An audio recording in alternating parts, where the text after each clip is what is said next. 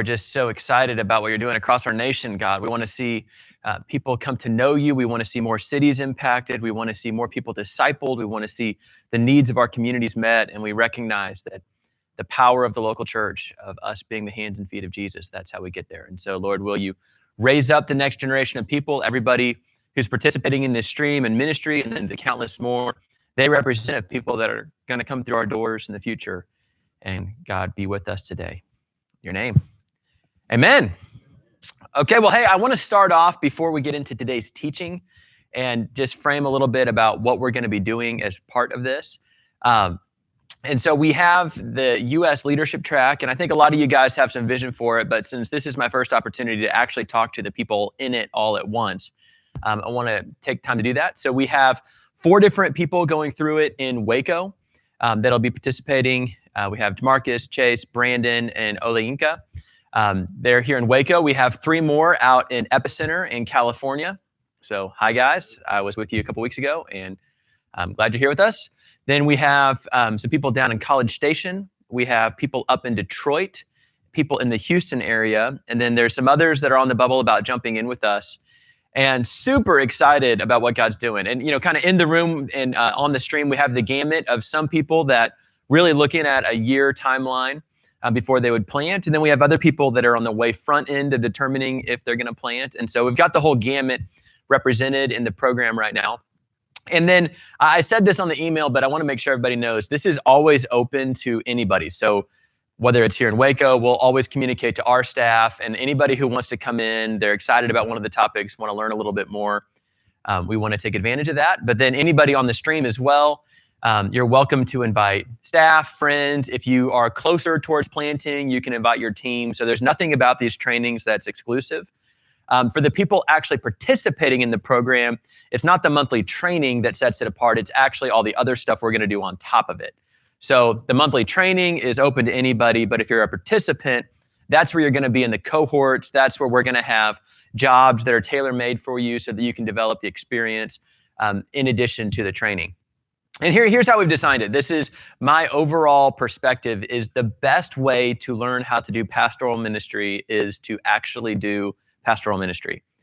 And when you look at how people have done ministry over the years, ministry training, a lot of it has been classroom-based, which we're doing that now. I would say for anybody, if as part of this program, you want to take some seminary classes, I encourage that. There's nothing wrong with classroom. I just think it's a very insufficient way to train pastors. You know, probably 80-90% of what you need to learn is not something you're going to learn by somebody speaking on a stage. And so if you actually look at how the leadership track is set up, the vast majority of where your time is going is into real ministry. And we're specifically trying to create ministry opportunities for you that fit what you need to learn if you want to be a church planter someday.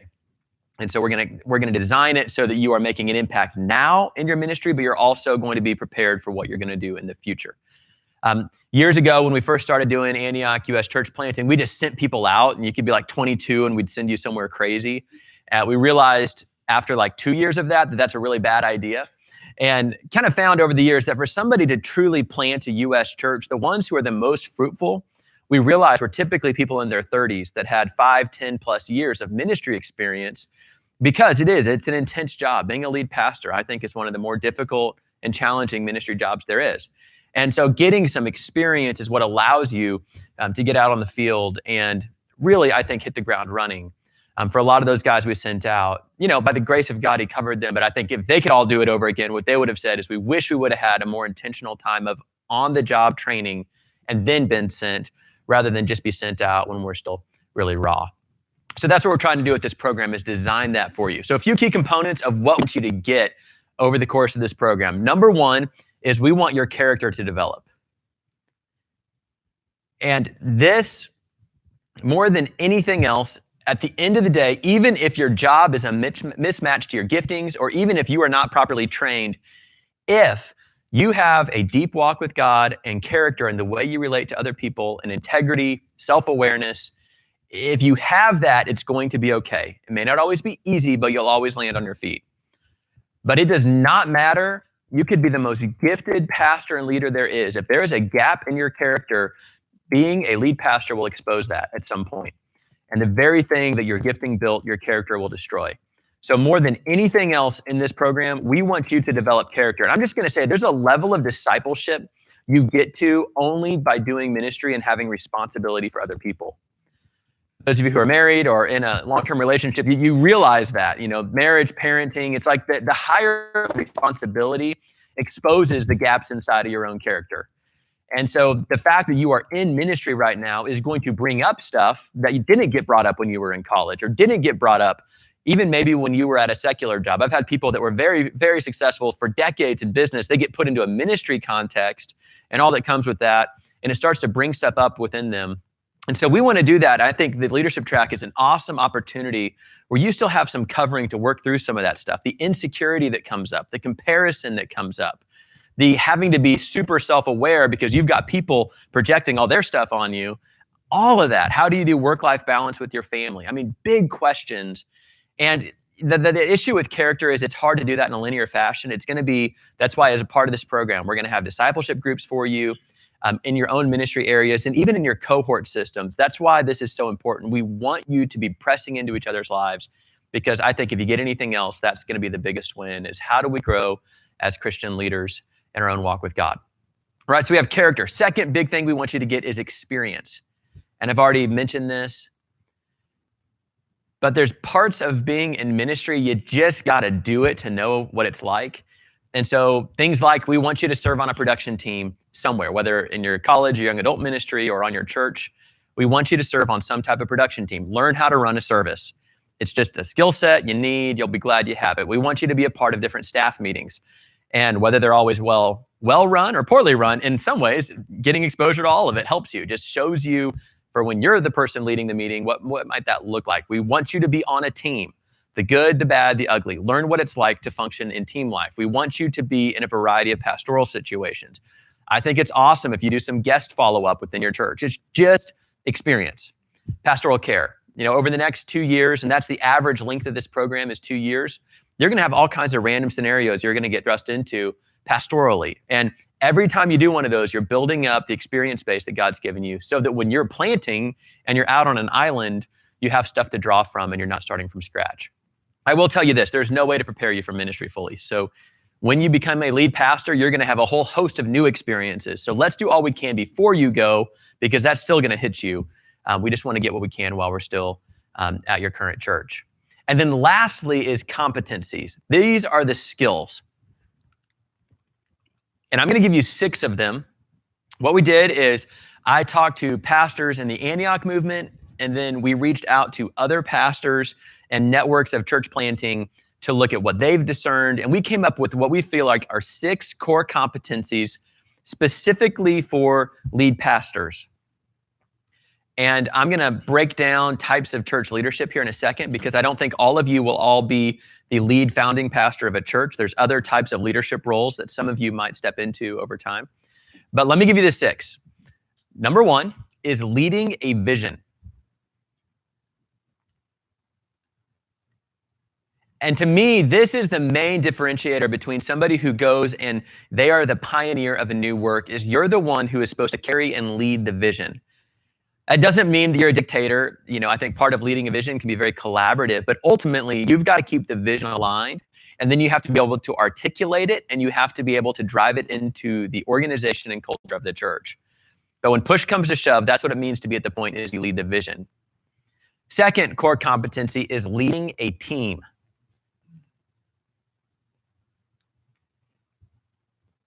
I've got bad news, and that is that the lead pastor job description is actually impossible to fulfill. Think about it this way. To be a great communicator, a great organizational leader, and then you need to be a great spiritual leader. It is naturally amazing at all of those things. All of you have gaps in those areas. Then, if you are good or great in those things, what's going to happen is your church is going to grow or your ministry is going to grow. And so even if you're good at them, you won't really have the time or emotional capacity to invest in them. So you might actually be a great spiritual leader, but if you're having to spend all your time in meetings and management and preaching, you won't have the time to invest in that. Or if you invest in that, there's going to be a gap somewhere else. The only way to really lead a thriving church is through a team. And I would say that both in my practical experience walking with pastors and spiritually. the way God designed it. Ephesians 4, 11 and 12, that he gives us gifts. Why? So we can equip the saints for the work of the ministry. The kingdom of God is not about a superstar doing all the work. The kingdom of God is about somebody coming alongside and releasing other people into their calling. So to be a lead pastor, you're leading that team. You're helping identify other people's giftings, helping them get into the right role, creating the team culture and relational warmth, and then empowering those people to do the work of ministry. And if you can do that, there's no limit to how a church can grow. But if we don't get that one down, then whenever you hit your capacity is where that thing stops. Third key competency, and this is what we're going to talk about today, and this is discipling a culture. It's a little more ambiguous, a little more vague. But to me, church is people and church is culture. It's how people interact together. That's what it means to do church. And when you are the lead pastor, I would say first and foremost, one of your chief responsibilities is you're setting the culture of this is who we're called to be and this is how we're going to live. You're going to hear us talk a lot at Antioch about vision and values. And to me, a values, and that's when we talk about culture, is values. Values, another way of looking at that is applied doctrine. So we have doctrine, those are our beliefs. Our values is how we live out our beliefs. It's our beliefs where they intersect with real life, applied doctrine. And that's what culture is. So that's our topic today. I'll come back to that in a minute. Fourth core competency is you need to be able to develop other leaders. This goes alongside leading a team. So let's just go back to that principle of if you're not able, if the ministry revolves around you, it's going to hit a ceiling.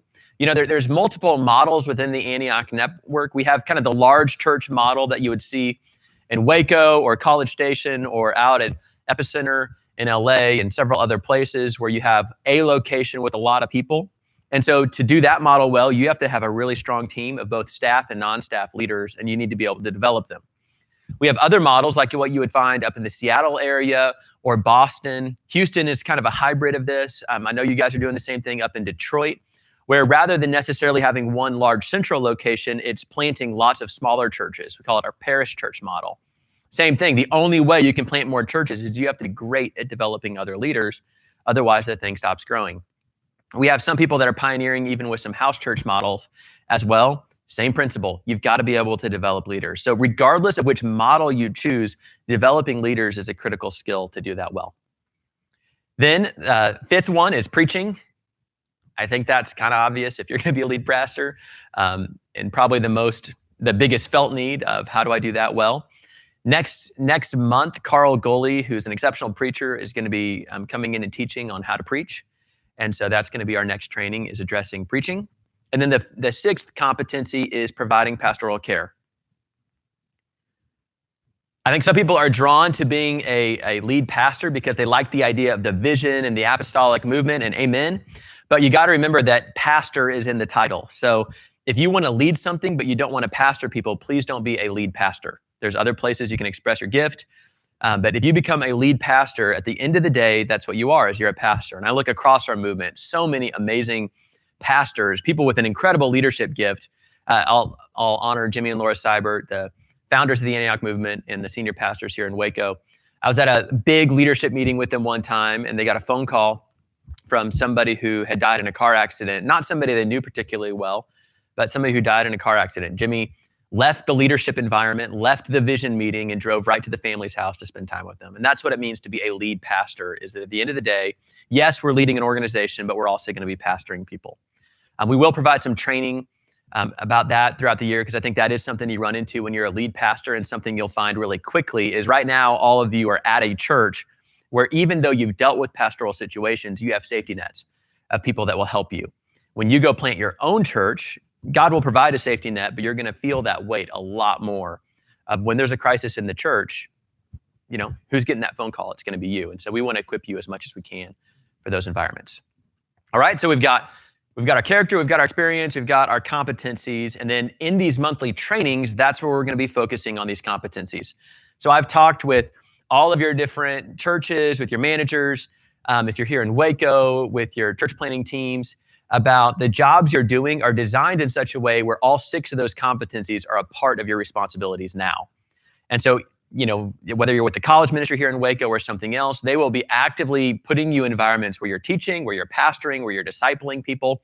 That could be at a life group level. Some of you are leading home ministries. I would encourage you, when you know how you're supposed to grow, and there's actually research that shows this, if you know how you're going to develop and you approach your work with that in mind, you're going to get a lot more out of it, right? So let me give you a practical example. If you know that we're wanting to train you in preaching and you get asked to share announcements at a college service, you get asked to do a training for life group leaders, I would challenge you, even if you don't have to, put your heart and soul into that training, apply the principles you're learning in this program, and you should give the best vision your life group leaders have ever had because you treated it like a sermon. That's how, for me, I realized I wasn't preaching regularly, but I wanted to grow as a communicator. And so that's what I did. Anytime somebody gave me a microphone, I would spend time, whether it was 5 minutes or 30, I would spend time preparing for it and really try to do a good job with it. And I would say that's the best way that I developed. And so whatever it is that you're learning, whatever it is that your responsibilities are, don't just get through them, but really say, how will I apply these principles, these things I'm learning into my environment? And that's how you're going to grow the best. And then one last thing about the program, and we'll get some Q&A and then go into our topic for today, is the cohort model is another core feature of it. And I know, I believe Epicenter, you guys are doing that after the training. I think the Waco guys are doing it after the training today as well. I know we had some scheduling conflicts with the phone cohort, so we'll get to that in a minute. But the cohort model, I have found when I've surveyed our U.S. church planters and international church planters, both of them said the very best thing that we give them at Antioch is these peer groups. In the U.S., we call them roundtables. Internationally, we call it iron on iron groups. But it's getting people together who are all doing the same thing and facilitating a conversation. So as part of the cohort, we're asking you to do things like when anybody in the cohort preaches, we want you all to listen to that sermon and give feedback. We want you to talk about, like, let's say you're struggling with how am I developing leaders in my life group? We're going to train you on developing leaders. I think you're going to hear from Tyler Hardy, who does an amazing job at that. You're going to hear from him, take his principles, apply it to your ministry, and take your challenges to your cohort, and all of you speak into each other's lives. The other powerful part of this is, since a good chunk of us will end up being lead pastors, you're also developing some relationship now so that when you do plant, you already have friends, you already have people across our U.S. network who are doing the same thing that you can call on then. And so that's something, we will provide management, we'll provide mentorship, all that type of stuff. But ultimately, if we'll all be initiators and we'll all develop that on our own, I think that's how you're going to grow, maybe even the most. All right, so key thing with the cohorts, though, is initiation. You will get out of it what you put into it. So if you show up and all you do is give the pat answer, that's probably the extent of what that's going to be. But if you really lean on the group, I think you'll be surprised. And that's the feedback I get from U.S. pastors all the time. They go to the roundtables, often with relatively low expectations, but then they come out of it blown away by how powerful it was. So you're going to get out of it what you put into it. But I really think that's going to be a core part of the program. Okay, I know that's a lot. I'm doing that because today's the kickoff, and I want to make sure that we have vision for what we're doing before we jump into the training. Let me pause here for a second. One housekeeping thing is we'll do a Q&A. If you're in the room with me, you can just ask your questions. If you're on the stream, Travis has provided a text number, and you can text him your questions, and then he'll read it out to me. And he'll read it out. I will repeat it, so that way it goes on the recording, and then I'll answer it as well. So whether you're on the stream or here in the room, we do want you to be able to ask questions. So let me pause. Anybody have any questions on the program, what I've shared thus far, and then we'll dive into today's topic.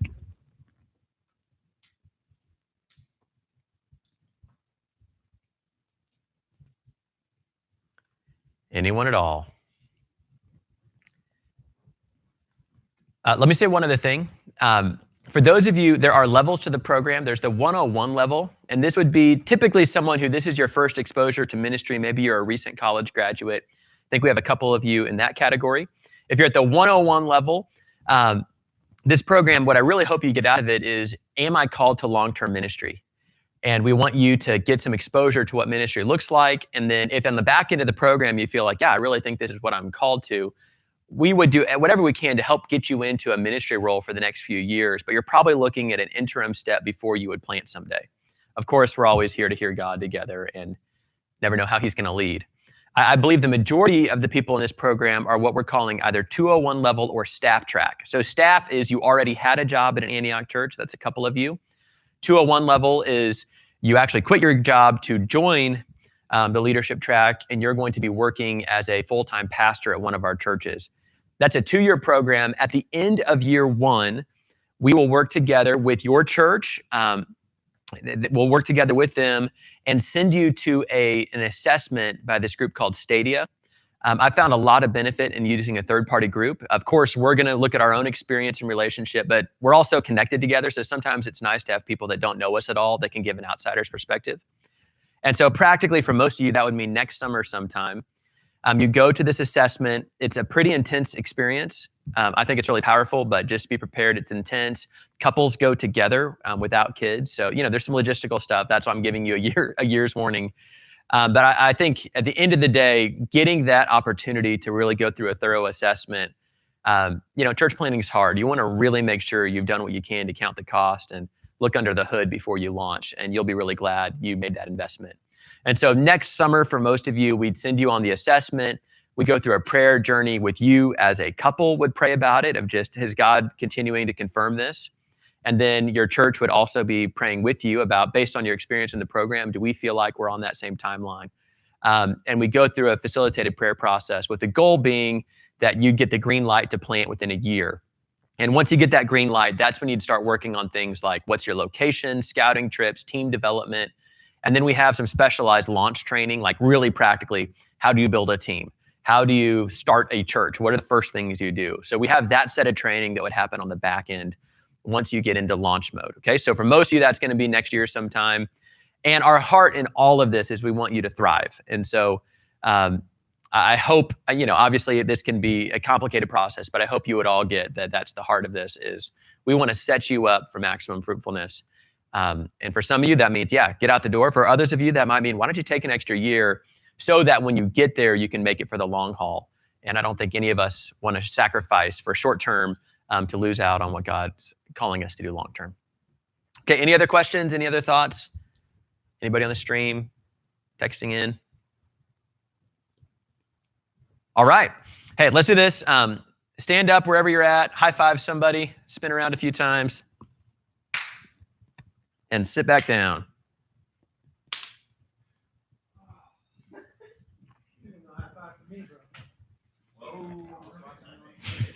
Welcome, Alinka. We've got people on the stream as well. You'll walk right by the camera. They can all see your lovely face. Princess wave, princess wave. Hey, a couple other things I forgot to say. We are going to, this semester, the training is all going to be live from Waco, so that, today we started off a few minutes late because of some tech difficulties. So we want to make sure we get that down. But then when we get into the spring, we're going to start pulling in people from across movement to teach. So I think we've got Pastor John out in Epicenter. You guys will be one of our very first remote trainings, and then we'll start making that a little bit more a normal part of the program. So we're doing Waco first, not because we want this to be Waco-centric, but just practically. But then next semester, we're going to start pulling in people from across the country, and then we'll be streaming in if you're here in Waco. One last housekeeping thing. We would love it if you could be live for the trainings whenever possible. So we are recording them. I know Jawan in Detroit, he and Jessica couldn't be here today, and I think Robert in Galveston couldn't be here today because of prior commitments. So of course, we know that happens, but here's what I found is if we kind of get into the habit of just always getting the recording, if you're at all like me, I try to squeeze that kind of stuff in while I'm doing something else. And so I'm like mowing the lawn and watching YouTube at the same time. You just don't get as much out of it. And so I think it's going to be easier if everybody blocks off Thursday morning once a month. I know you're all doing ministry, but it's not that big of a commitment in the long run. And I think you're going to get a lot more out of the program if we do it that way. So for some of you, you're watching it like by yourself in a room right now. And if that's the case, please pull other people into it so you're not alone. But as much as possible, I think with the time zone, it actually works out where it's not going to inconvenience anybody too much. And please do try to be live as much as you possibly can. All right, well, hey, let's dive in today. We're going to talk about the Antioch ministry model, or Antioch Culture and Calling. I think Chase and Brandon, you guys might have been here when I did this last time, so you can get the double dose. But who are we as a movement? That's what we're talking about today. And we're specifically, if we're going to disciple a culture, we kind of need to know what that culture is. Otherwise, it's going to be hard to disciple the culture. I want to start off with this question. I want you to pause for a second and think about, how would you describe to me the culture of your family.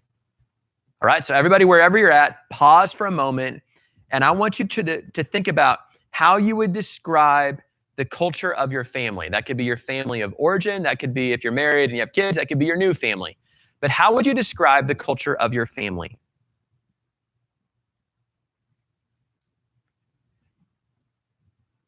It's actually a lot harder than it seems. You live it, and so I would imagine each of you are pretty clear in your own mind about what the culture of your family looks like. But if you started to try to put words to it, you find that stuff is always missing. You might, maybe some of you read, there's a Patrick Lencioni book that talks about how you define the culture and vision of your family. So maybe you've read that, maybe you have a family mission statement. But I find anytime I try to describe the culture of my family, I always feel like I'm missing something. I'm like, yeah, those words kind of describe it, but there's more to it, right? And culture is really hard to describe. Anytime you do it, you're talking about the way that people interact together, and words don't always fit perfectly. It's hard to do. You kind of need to experience it in order to define it. And that goes back to vision. That's why we don't just put you through a series of classes, because to really get culture, you're not going to do that purely in a classroom setting. It's got to be something that you live out and that you interact with other people that are living it out. You got to experience culture in order to know it. I felt this when I first proposed to my wife, Bethany. So we've been married now 10 years, have 4 children. And I proposed to her, and I had never really thought about this before. You see, at the time, I had some good marriage counseling, making sure, really challenging us on, do we share the same values and calling? So we spent a lot of time really diving into values and calling. And I knew that she and I, we were called to ministry together. We were called to the purposes of God, all that kind of stuff. And we really were and are on the same page, and that's borne a lot of fruit in our marriage. Actually, this has nothing to do with the training, but on Saturday, so in 2 days, we're going on a 8-week road trip to visit the eastern half of the U.S., all the Antioch churches. So Detroit, we'll come see you guys. But I'm glad, I'm thankful. I'm thankful that we're on the same page, because I think if we weren't, we wouldn't be doing a road trip like that with our 4 kids in a motorhome. So it's calling and values. What I didn't know about, though, was the fact that both of us grew up in different families, that even though both of our families loved the Lord, our families had a different culture to them. And it was like I had this epiphany moment when we were engaged. We went to this marriage retreat, and somebody asked us this provocative yet innocuous question of, what would you do if somebody just gave you $500 and the rule was you had to spend it? And the point of the question was try to figure out financial values, right? And so in my mind, it was an obvious answer that if somebody gives you $500, you go on a trip. Right? I mean, you go do something really cool, you make a great memory and have fun. And so I said that, assuming my fiance at the time would agree with me. And she looked at me like I was stupid and said, no, you would spend it on really nice furniture that you could keep for a long time. And I'm looking at her, I'm like, who am I marrying? What is going on? What is wrong with you? How could you be so wrong-headed that you would think that way? And I seriously, in that moment, it dawned on me, oh, wow, we view the world differently. Her family had different values, maybe not on a spiritual level, we're on the same page, but just the way they did life. Her dad, he's the kind of guy who his lawnmower was built with a shoestring. You would pull a shoestring to turn on the lawnmower because he wouldn't buy a new one. But then when he bought the new one, he went and bought a really nice one. It's a different way of doing things. I'm the kind of guy that's when I get to the shoestring, I'm going to go buy one, but I'm probably going to buy a cheaper one and it's probably going to break. And I'm sure he's right. We just have different ways of doing things, different culture of how we do life. My wife grew up as an only child. I grew up in a family of 6. And I still remember the moment when I invited her home to be with my family. I have one of my aunts and uncles. They also have 6 kids, and all of us are type A and loud. And we're all competitive. So we're playing this game. Everybody is screaming at each other. 12 kids plus adults who are equally loud. And I just looked at my wife. She's sitting there shell-shocked in the back of the room. Her face is white, not moving. And, it's culture. What's right? What's wrong? I mean, I was right on how I'd spend the money. She was wrong. But besides that, it's we don't always, it's just how we do life. What does culture look like? And I think an important thing for us as we're a part of this culture, you guys are now going to be the gatekeepers of Antioch culture. You already are in your jobs. You already are. And then you're going to be, when you go plant a church, you're setting the tempo of that culture. And she and we had a lot of conversations. Both of us really value the culture we came from in our families, but as we join together and make a new family, we have to have that conversation. What's our culture going to be? What's the culture we want to set in our home? And on some of that stuff, it's big heart level stuff, and some of it's just a reflection of our personality or our context, And in the same way, when you go plant a church, you're going to create a culture one way or the other. Everything has a culture to it. It's going to have a culture. The question is, what's that culture going to be? And is that in alignment with your calling? And I think that's one of the central roles of being a lead pastor.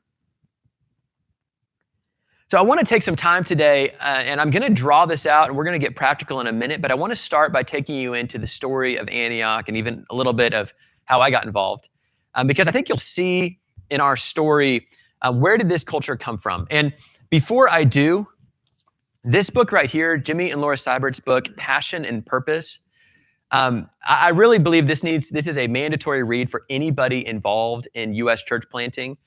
So Travis, you can make note, anybody in Waco, if you haven't read this, we'll get you a copy, and please do read it.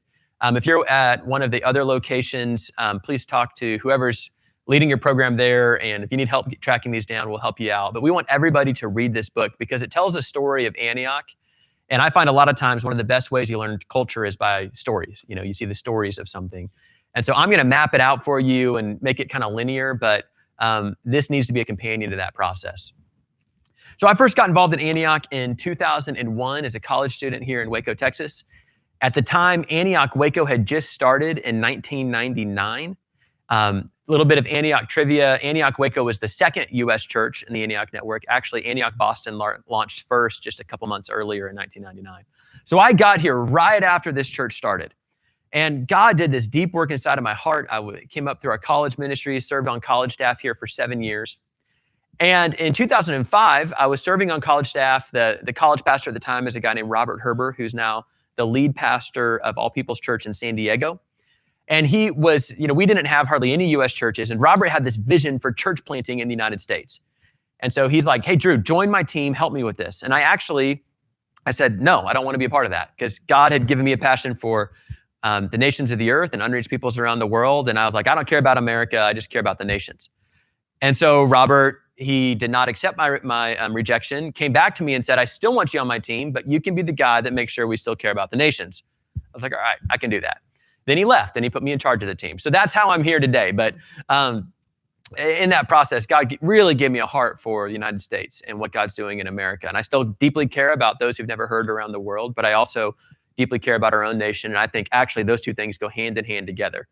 The extent to which we have churches in America that are alive, healthy, thriving, reaching our cities is the extent to which we can send people to reach the nations of the earth as well. You can't do one without the other. And so that's how I got looped into this role. And, in my years as a part of Antioch, there's this history before I came, but I've also had a front row seat to how God has grown and developed our movement. But if we were to go back in time to 1987, that's when what we know today is the Antioch movement all started. And it really started with a few key experiences and questions. There's a guy named Mark Buckner, who's now one of the pastors at Antioch in Boston. He was a college pastor here in Waco at the time. And then Jimmy and Laura Seibert, the lead pastors of Antioch, senior pastors of Antioch Waco and leaders of our movement, they got together. They're all these young, recent college graduates, kind of fiery people. And they had this question that they were wrestling with, and it was this. This is before there was any structure or anything. It was, what if the local church actually embraced the Great Commission? Now, that seems kind of like an obvious question, like, yeah, that's what the church should do. But really, if you were to go look at church culture still to this day, and definitely back then, what you had a bunch of these different ministries that did a lot of the Great Commission. They reached college students. They're the ones who reached the poor. They're the ones who sent people to the nations of the earth. And churches had gotten pigeonholed into kind of providing a Sunday morning service and pastoral care. And they said, wait, hold on. When we look at the Bible, it's not supposed to be like that. The church is supposed to own the Great Commission. And they said, what if we, instead of just farming out our responsibility, what if the church actually lived it? Now, that doesn't mean, I'm not trying to say, nor are they, that parachurch ministries are bad. I know a lot of us have great partnerships in our cities. But if the church delegates out our primary vision and responsibility, we're not going to be the church. And they said, we don't want to do that. And so that set us on this quest to say, let's really learn how to live out the Great Commission through the local church. Now, here was the thing. At the time, they didn't have a church. They didn't have anything. They were just some fiery college students, post-college students. And so Jimmy and Laura actually quit a lucrative job Jimmy had in Houston. A couple other people, they banded together and they started what we now call the Antioch Discipleship School. And I think most of our churches facilitate these. And to hear him tell the story, the first 3 years, each year they had 7 students. They had no money. They had a little bit of church support where, a church here in Waco graciously allowed them to use a facility, but there was no funding for it, no real job. And, they're doing all these odd jobs on the side, living in a broken down rental house, and they have 7 students. And my understanding is a lot of the class was relatively dysfunctional. But still, they said, okay, we're going to embrace this call of the church owning the Great Commission, and the only way we get there is if we make disciples.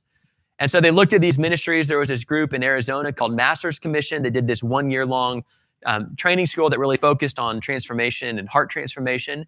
And then they looked with Youth with a Missions, which is the largest missions agency in the world.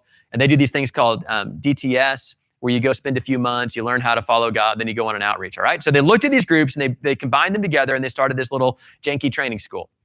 And so that's what they did. For 3 years, they did this training school. And God was doing deep work in people's hearts. But this was not big. This was not some huge thing.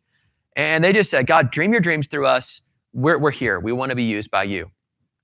So they had this prayer. What if the local church owned the Great Commission? And then as they're thinking about it, we looked at Acts 1:8. You will receive power when my spirit comes upon you. You will be my witnesses to Jerusalem, which was their city, Judea, which is their region, Samaria, those are the neighbors next door who nobody likes, and then the ends of the earth, the uttermost parts of the earth. And they got this phrase, the uttermost parts of the earth. We want to go to the uttermost, the ST of the uttermost, the very furthest people, the places no one is gone, the places people are scared to go. We want to go to the double diamond parts of the world where the gospel hasn't gotten to yet. We want that to be our calling. And again, now we look at the Antioch movement, we see how that's played out. But at the time, that's like a 27-year-old saying that who has no missions experience. So I don't know that a lot of people took them that seriously, but that was their prayer. God, send us. And the thing I love about God is even in our zeal and our lack of knowledge, he answers our prayers. And it was right at that time that the Soviet Union collapsed. The Iron Curtain came down, and you had this whole chunk of the world that for 2 generations was completely shut off to the gospel is now wide open. And so because they prayed this prayer, they said, we believe God's given us an apostolic calling, we're going to go. And so they went. And you're going to find that is part of the Antioch culture is we run to the battle, we don't hold back. And at times that means we're not always prepared, and that's why people can get frustrated, but I wouldn't trade it for anything because we don't want to miss the God moment when he opens up a door. So they end up first in Eastern Europe, and then through this crazy series of circumstances, which I think you'll read about in the book, they found themselves in Siberia, Russia. Now, I've been to Siberia, and I love the irony that these warm-blooded Texans, end up in the coldest place on earth to do the gospel in the middle of wintertime. I actually went, my last trip 2 years ago, I went in February, and my Siberian friend, who's the pastor there, we're talking on the phone a week before my trip, and he was telling me, he's like, brother, it's really cold here. And, I kind of roll with the conversation. Then I had this freak out moment. Like, if the guy who lives in Siberia tells you it's really cold, what does that actually mean? So I was like, hey, Alexei, when you say it's really cold, how cold is it? And it was -40. I was like, do you die at that temperature? Like, at what point do you become a frozen statue, By the grace of God, it warmed up into the negative teens, and that felt like, really, when it got to 0 degrees, it felt like a warm front, But that's where we started the first church. And they had no clue what they were doing. These are people, they had missions agencies that would come look at what we were doing and tell us we had no clue what we were doing.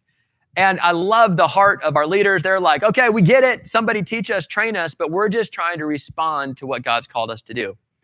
And so there was a series of revivals, incredible stories of people coming to know the Lord. In fact, the guy that is now the leader of Antioch in Russia got saved at an outreach at age 15 in a park, in one of these outreaches where they're just trying to respond to the Spirit of God. And I've had the privilege, I wasn't there in those first trips, but I've had the privilege of going back, and it's amazing what's going on there. That work is still thriving. Actually, there's a a church in Ulan-Ude, which is on one side of Lake Baikal, if you want to look it up on a map, and another church in Irkutsk. The church in Irkutsk has started 5 more churches in the region. They told me that about 80% of their church are people that got saved through a drug rehabilitation ministry. It's a big problem in that part of Russia. 80% either got saved or family members got saved. It's probably the largest evangelical church in the region. And they're planting churches. It was out of our church in Russia that we sent another team down to Mongolia. We saw vibrant work happen there. This guy who got saved at the outreach is now leading a church in Moscow.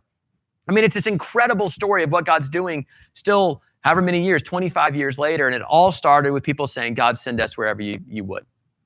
All right, so that's how we got started with planting churches, was this radical idea of God, send us to where nobody else is willing to go.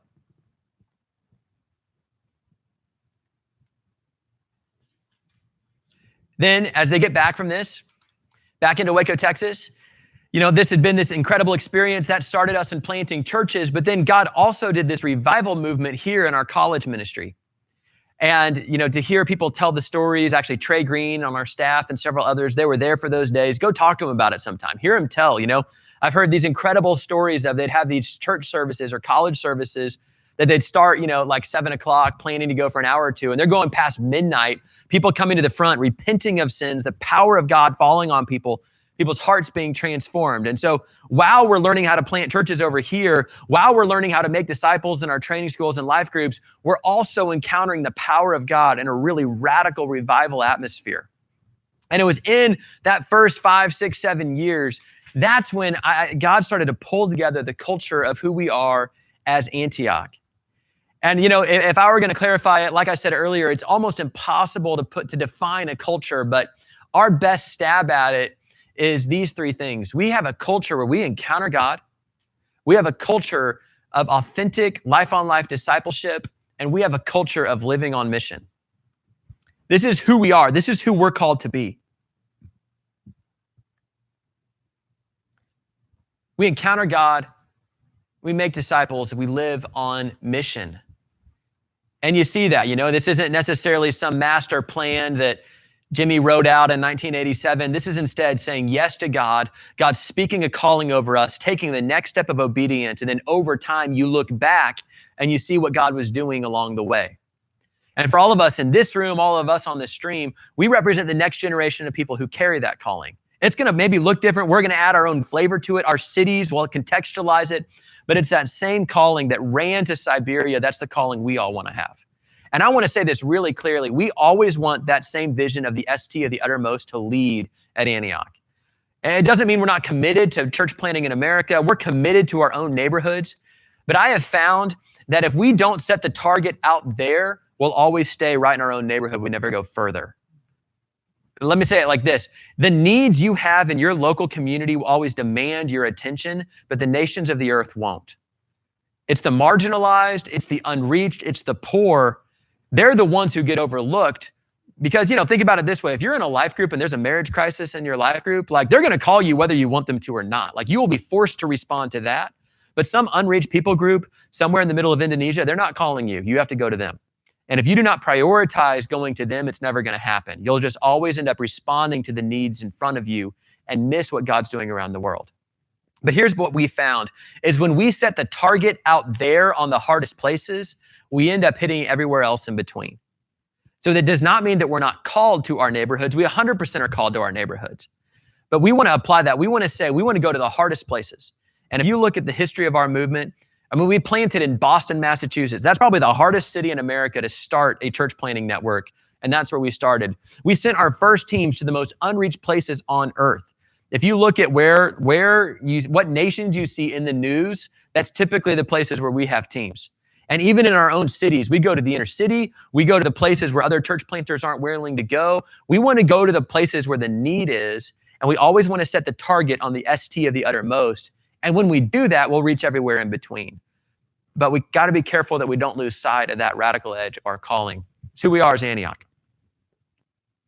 One last thought on this, and then I'll start to define the culture a little bit more. A phrase that we've been saying a lot more around here that I really love is this idea of getting to zero, and that being the calling of our movement. And it's that same, it's tied to that story that I shared about how we started, but getting to zero. And what we mean by that is there are still 1,500 people groups around the world that are completely unreached and unengaged with the gospel. And if you actually expand that to the people groups where maybe somebody's trying to reach them, it could be like one ministry for a people group of 50 million people. Like, yes, they're being engaged, but like, you look at the need, it's incredible. I mean, I think it's something like 2 or 3 billion people on this planet who are unreached, and in their lifetime, there is not a realistic chance of them ever hearing the gospel message unless we do something about that and send somebody to them. We want to get to zero. That's who we're called to be. And when that's in the driver's seat, we're going to have thriving local churches back in America. We're going to reach the needs of our community, but we've got to make sure that stays front and center for who we are. Any questions? Yes.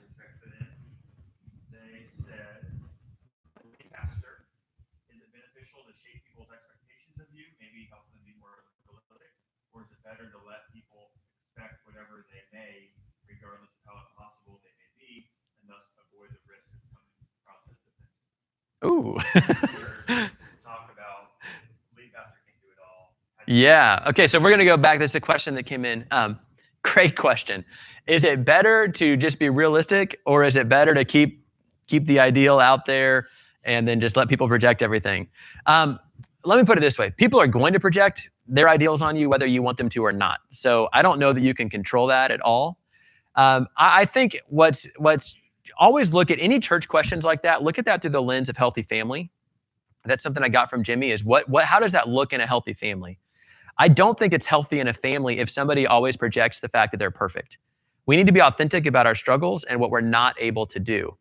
At the same time, it's also not healthy if we walk around with the chip on our shoulder and we're defensive about everything. If I could fix any one problem, if we were to take like just blatant sin off the table, that's the first problem. But if I could fix another problem that maybe is a little bit deeper when it comes to pastors and myself, I mean, I'm chief here, is self-awareness. Most of us, a lot of times we let our own insecurities drive what we're doing. Really. And so when somebody gives you feedback, because like I said, the job's impossible, right? So they're giving you feedback about an area where you're not measuring up because you can't measure up. If you are insecure in who you are, you will get defensive about that. And so something I got from Jimmy that I love is we have to manage our ideals and not lose sight of those. We have to lead by our ideals and not lose sight of those, but we also have to manage our dysfunction. And so what some people do is they lose the ideals. They just say, well, we're never going to get there anyway, so let's lose sight of the ideals. Who cares? And we'll just tolerate something that's less than. I don't ever want to do that, but I also don't want to be somebody who just pretends my ideals. I put on a good front and I live kind of, ultimately you become hypocritical if you're not careful. I don't want to be that either. So I can point to a lot of incredible leaders in the Antioch movement. And I think this is a strength of ours, is we're going to cast a high vision and an ideal for what the church can be. And we're going to be realistic about our own personal capacities. So I'll give this practically. Let's say you are leading a team and you're not very good at managing people. Your team will respect you a lot more if you just straight up say, guys, this is an area of weakness of mine. I recognize the importance of this, and so I'm going to work hard, but I need your support to help me to be a better manager. Or same thing with a preacher. Maybe you're this incredible leader, but when it comes to your preaching, it's just a little flat. Same thing. Gather people around you and say, I need help in this area. And what you'll find is people are incredibly gracious if you'll listen to them. But if you don't listen to them, people start to shout at you. Most of the time in church life, when people come against me and their intent, it's because they don't feel heard. And if I'll just take time to listen to them and really receive what they're telling me, then most people, there's always exceptions to this, most people, they'll be your greatest fan because they genuinely want to get behind you and you to thrive. But from working with a bunch of our churches, I found in Waco and in my own life, I found over and over again, it's my defensiveness or unwillingness to listen is what thwarts me from doing something. Does that make sense? So don't give up the ideals, cast the vision, and just be realistic about where you're developing and invite people into the journey. And as you do that, what you'll find is things take off. Let me look at this one more way because we're talking about culture here. I had this in my notes later, but I'll say it now. I think one of the most important things you do is you set the culture through your own example. So sometimes, like if I'm consulting a church, and let's say we're talking about how do we revitalize our life groups, first thing I'm going to ask them is, How many great life groups do you have that really carry the culture? And if the answer is none, then you go lead one of those life groups. Start small. Jesus said the kingdom of heaven is like a mustard seed. A mustard seed is tiny, but it has the right DNA. And if something has the right DNA, it's going to grow. And eventually it's going to overshadow everything else. Start one life group. You personally live the culture that you want. Where you fail, invite people in and confess your failure, but don't lose sight of it.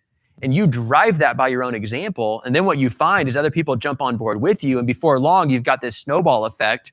And eventually it flavors the whole church. But if you come in and, you have all these awesome slogans, but you're not living it yourself, people see through that pretty fast. And you might be able to cast a cool vision and it might look slick, but it's not going to be authentic. And none of us got into it for that. So like on a discipleship level, I'm going to cast the ideal of what does holy living look like? What does a life sold out for Jesus look like? And then I will confess where I don't measure up. And because I want to grow in God, I'm not, I'm, of course I have insecurity, I have defensiveness, but I want to do my very best to hold that in check and give people permission to call me out when I'm being like that, because I still want the ideal. I don't know if we can fully get the ideal this side of heaven, but I want my dying breath to be still chasing after it and not giving up and settling for something lesser. Great question. Hopefully a good tangent. Any other thoughts on that? Hey, let me give you a little update on where we're at with the Antioch movement today, and then want to dive into how does this culture play out. So I told you how we started with those 7 people. God's done some amazing work. We now have 35 churches in the United States, 4 more that are online to start this year, and then plus many of you that you're going to be our next wave. And we're coast to coast. You look at the corners of America. We've got Florida, we've got New England, Washington State, Southern California, and everywhere in between. So God's done an awesome work. We have 80 teams around the world. It's about 250 full-time adults in more than 40 nations, long-term missionaries. And then if you actually drill into our different churches, incredible work going on in our cities. You see in many of our locations, our churches are leading out in areas, all the stuff that we care about, whether it's dealing with poverty in their cities, fighting against sex trafficking and other forms of injustice, working towards racial unity, family restoration, so many of the things that are our passions, our churches are on the front lines really living it. But more than any of that, what I love the most is every time I've visited virtually all of our churches, every time I step in the door, I feel like I'm home. There's a sense of our DNA and our values have been reproduced. And I think that's the most valuable thing we have, no matter how big or small we ever are, is we're able to steward the culture that God has given us. And I've been telling people lately, especially like here in Waco, where some of our established churches, I'm sure this would fit at Epicenter as well, we're victims of our own prayers. All right, so let me say that again. We're victims of our own prayers. Because here's what happens to us, is when you have a life group of people that have this DNA and you're all tightly connected, it's really awesome. You've got this core team environment. But I remember in Waco, we were relatively small, and we'd have these prayer meetings where we'd pray to the north, the south, the east, and the west, and we asked God to send us the people from our city, send us the broken, the needy. Well, here's what happened. God answered our prayers, and he sent us all those people. And now all those people are coming into our nice church and messing up our culture, And that's the challenge of this ministry is every time God sends you the people that you're praying for, how do they get this culture? And then the more people that come in, the more needs you see, and you have to start developing ministries to meet those needs. So we've got Jason here who leads our recovery home in Waco. You've got people coming in that are addicts. Well, we're the church. We're going to care for the addicts. We've got people coming in. We see in our neighborhoods schools that are failing. We can't sit back and let that happen. We're going to step into our schools. We're calling people, casting vision for the nation. We're going to send them out to the nations. And before you know it, God starts answering all these prayers, and this really streamlined, simple vision starts to get a little bit complicated. So for those of you in Waco, you can definitely relate to this, but you walk in the door and it's like, what do you do at Antioch? And I love it when people ask me that question because they always kind of scratch their head. They're like, all right, we read about you in the news when it comes to social stuff in our city, but then you've got this whole church planning side, and then you got this U.S., like, who are you guys? And I've got 2 sides of my brain that fight against each other, because if you read any like church literature or strategy literature, it's always going to be about have a really simple, narrow focus. That's wisdom on how you build an organization. But then when I read the Bible, I don't know how you align a kingdom that is expansive with a narrow focus. There's a tension there that's holy, right? Like I wouldn't feel good to see the needs of somebody in our community and just to say, sorry, we can't help you. That's not our narrow focus. There's a parable about that. It doesn't end well, and that's not the kingdom. That's not the church. But at the same time, if we get too broad, then how do people run and step into it? It's like trying to, and referring to some Antioch churches before, I've said it's like trying to jump on a train with no train station. It's like, how do I jump in with you guys? I love all the cool stuff you're doing, but I can't wrap my brain around it, and I don't know how I can find my place in it. That's how we have to define culture. Is that making sense? So on the one hand, we've got to always have this apostolic openness to whatever God wants to do, because that's the kingdom. On the other hand, we've got to make attempts to define it, because ultimately, if you're a lead pastor, you're going to have to say yes to stuff and no to stuff. And what grid are you using to make that decision? How do you know what you're called to? When somebody approaches you with a ministry idea, how do you know if that's God's leadership? Obviously, we're going to start with the prophetic and what's God saying, but you need to have a grid somewhere inside of you of this is who we're called to be, so that you can make those types of decisions. Is that making sense? I guess I just asked that question and I have no idea the stream people. Hope it's making sense for you too. You can text Travis, it's not. We should have some emojis for this, of like, that way you don't have to text something out. You could just do the fist if you're mad at me or something like that. So the poop emoji, I don't know, we can work it in somewhere. All right. Why don't we pause for a second? Anything thus far you guys want to react to? Statements, questions?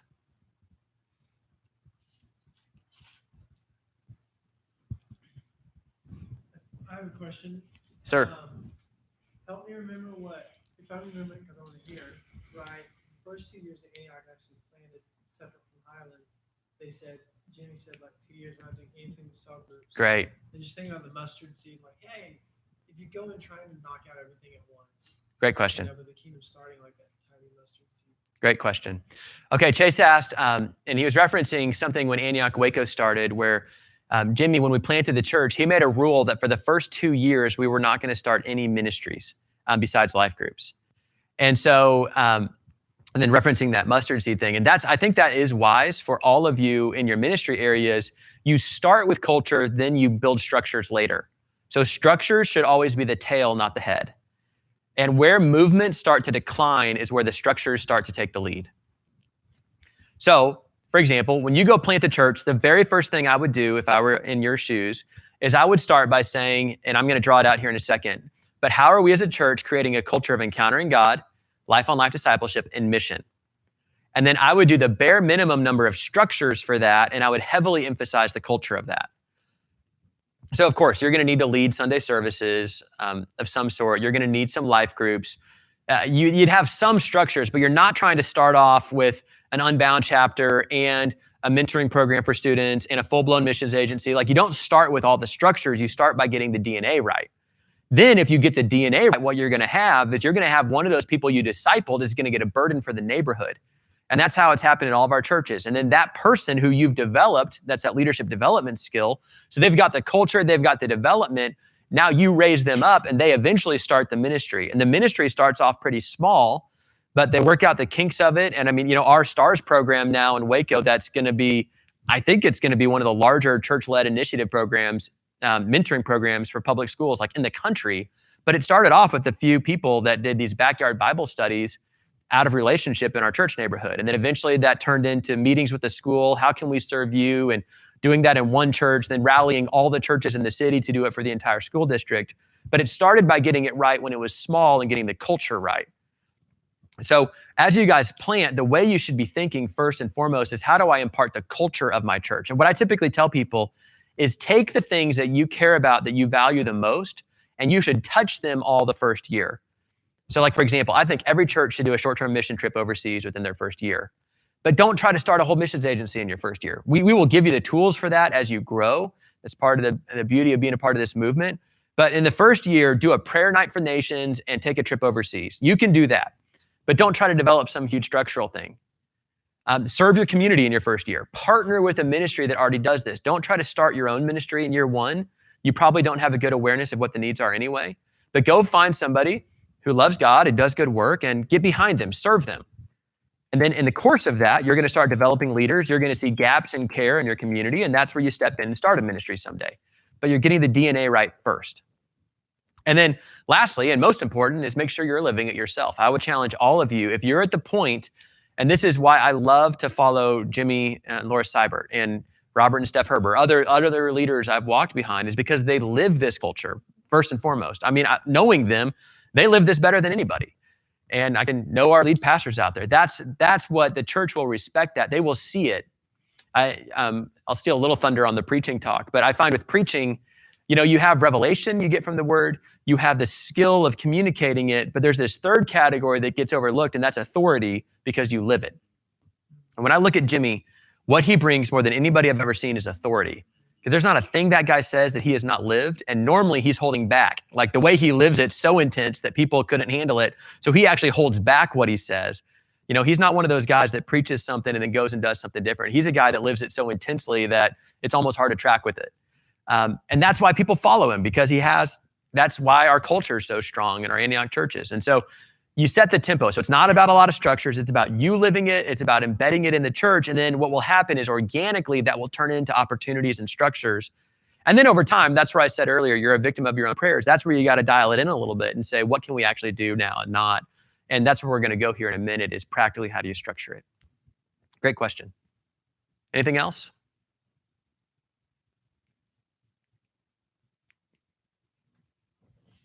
Yes, sir.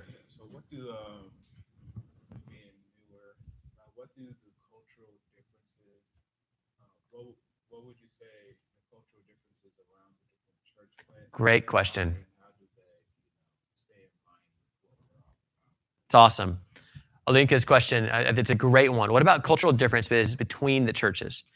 And I love that, because I think we want all of our churches to look different. Or put another way, if you all look like Antioch Waco, we're not going to reach America very well, because America doesn't look like Waco. And so we need to have some adaptations to it.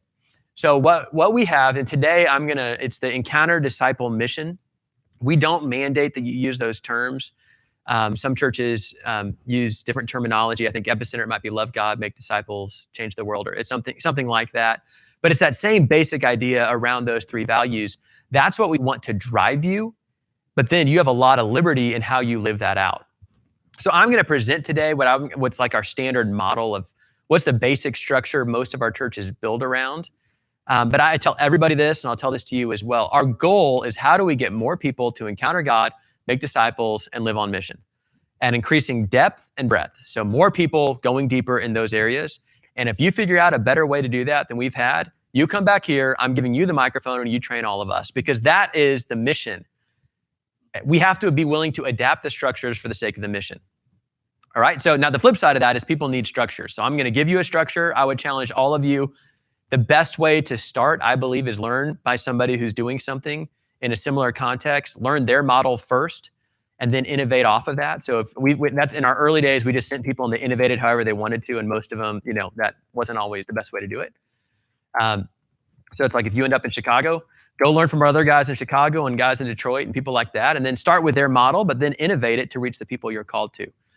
We want to reflect our whole nation. So we want our churches to reach the entirety of our nation, and there's not going to be a one-size-fits-all for that. Different ethnic groups, immigrant groups, age groups, socioeconomic groups, geographic culture, all of that is going to look different. So if you were to go to like the Northwest or the Northeast, they've got a really strong like borough-centric view of their cities, like in New York City or Boston does that. So having one large church in the center is not going to reach that city. If you come down here to the South, it's a car culture, big parking lots, big stores. We don't really do neighborhoods or boroughs down here. So it's like you gotta be willing to tweak the model based on reaching. If you're reaching people that are really low income, that's going to look different than if you're in a suburb. We want both of those churches to be radical in generosity and committed to the poor, but it's just going to look different, And I pray and hope that a wealthy suburb church is deeply embedded in the poor, but it's going to look, how you adjust the model is going to look different. I would love to see over time that we have churches that reflect some of the different ethnic pockets of our country. I was just in LA, and I love you have something like, you guys would have to correct me, I think it's like 150 nations or something represented in that one city. How cool would it be to have a church per ethnic group in the city that really is in the language, knows how to reach them? So that's the vision of it, but it comes back to the Antioch calling, is that encounter disciple mission. There's also our doctrine and our values. And for me, I normally draw out like a fence, right? So the fence of that is our doctrine and values. That's where if somebody goes outside of that, we'd have to have the conversation of, I don't know that this is part of the Antioch calling. But then the center of that fence is encounter disciple mission. That's the engine. We don't want to lead this movement where we're always harassing people about minute doctrinal questions. If we have to go there, we will. We want this to be about us all on the same team together with encounter disciple mission. And then we're focused on reaching those who've never heard. And then we'll innovate however we need to achieve that. You want to draw that out, Drew? Yeah, sure. I'll draw it. Hey, stream guys, tell me if you can see this. And Travis, you might need to zoom in on it. Yeah. We mistakenly thought last time that it was mirroring, and so all the writing was backwards. So I actually drew this in backwards, and then we found out that YouTube corrects it, and all of my work was for naught. So I did do a good job.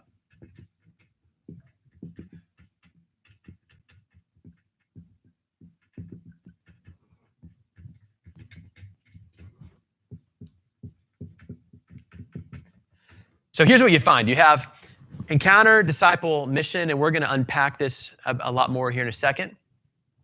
This is the engine of the Antioch movement. This is our calling. Jimmy says we want to reach 1 billion people or influence 1 billion people, not necessarily they're all in an Antioch church, but we want to partner with the broader body of Christ to reach 1 billion people. And we're going to do that by helping people encounter God, make disciples, and live on mission. It's what we do. Then we've got our values and our doctrine that serve as the fence. So there's some areas where there's going to, be some latitude, and we'll talk about those over time as needed. I would say if somebody is always wanting to live in the far corner of the fence, our hands are open. Like, we're not trying to control anything. Our whole association is voluntary, so we would bless you to go jump in with another network if you felt like it was a better fit. But to me, if we're fighting about, and you see this with a lot of denominations, we're fighting over the rules, that means we've already lost if we get to that point. We're not about that. What we're about is reaching those who've never heard in the way that God's called us to. We still need some of these boundaries, but this is what drives us. And let me say one other point on this. What I found is different people more naturally get inspired by one of these values. And so I think a lot of us, we came to an Antioch church and it was the radical encounter with God so deeply touched us that that's the first thing we think of. For other people, for me, it was actually discipleship because I had grown up in a charismatic church, but I'd never really been discipled. So when I came here, that's what shaped me. For some of you, you're here because of some element of the mission. You heard about a church that actually cared about the poor, or a church that wanted to reach the nations, and you wanted to jump in because of that. So we all have something that brought us in the door that we're most passionate about. But our calling is all three of these. We're at the center of this.